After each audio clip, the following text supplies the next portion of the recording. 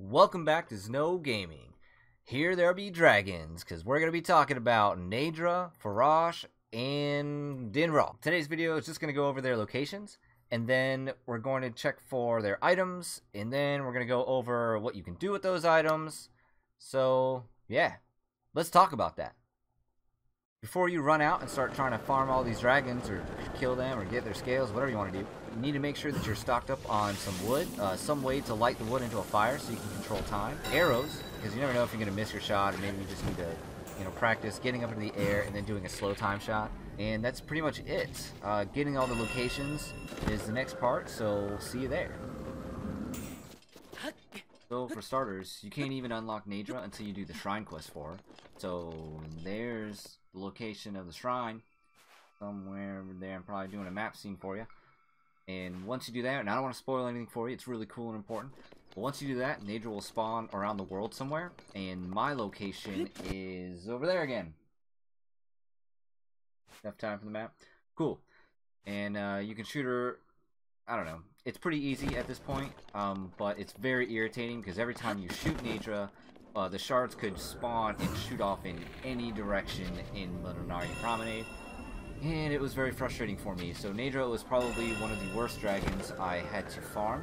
But you can shoot her in the head, you can shoot her in the claw, you can shoot her in the body, you can shoot her in the mouth. And hopefully I got some shots for you about each one.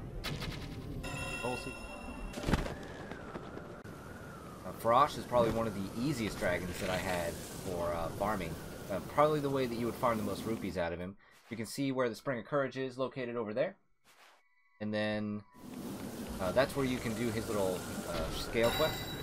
But for farming him, you want to go over here, where that's where I just found an excellent spot. There's some electric keys in this little cave, and the electric keys are needed for a lot of other things. So I just kind of remember this one spot for that. But also, Farash spawns at the same time frame every day. And it spawns almost immediately upon changing times. So you just jump right up there and start shooting away with that bow, and you get him every single time. It was super easy. The scales the items don't drop very far from that location. They almost always land on the top plateau. And one time I think they actually went over the waterfall that I was there at, and had jumped down and then swim back up with the water on it. Dinral is one of my favorite dragons in this game. I love that fiery red cool. I don't know. You can see from my link that I have a thing for red. Over here is the Spring of Power. There's also a movie memory thing there that you can do. So once you get that done, you don't really have to actually. I found Dinral up north many times before me doing this. My favorite spot to go was again over there.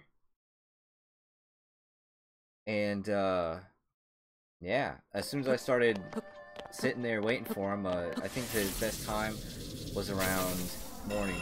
So I would just kind of sit on that rock and wait for him, and it would take a little bit for him to show up, but once he finally did show up, getting his horn was a little bit more difficult, because he comes straight down at you, but every other piece was fine.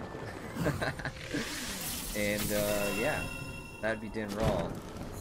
So now that you've spent the last hour or so farming all the dragon parts, what do you do with them?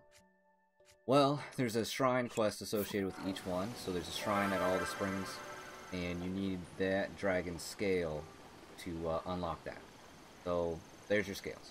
You can certainly sell the pieces for rupees, and you can see that the scales are worth 150, the claws are worth 180, the fang is worth 250, and the horn is 300 rupees.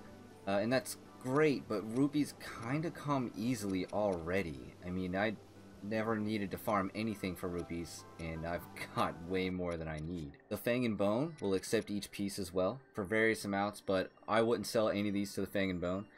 I just don't think it's worth it, and I had so many other Moblin parts, Moblin, Bokoblin, and Lizalfos, that it didn't even matter.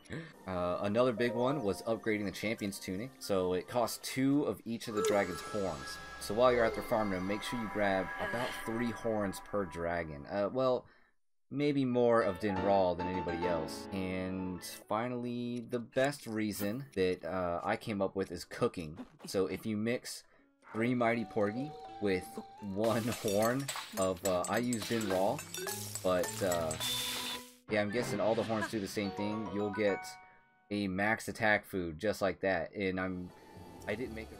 Thank you for sticking around my dragon guide. Please like and subscribe if you enjoyed the video and want to see more.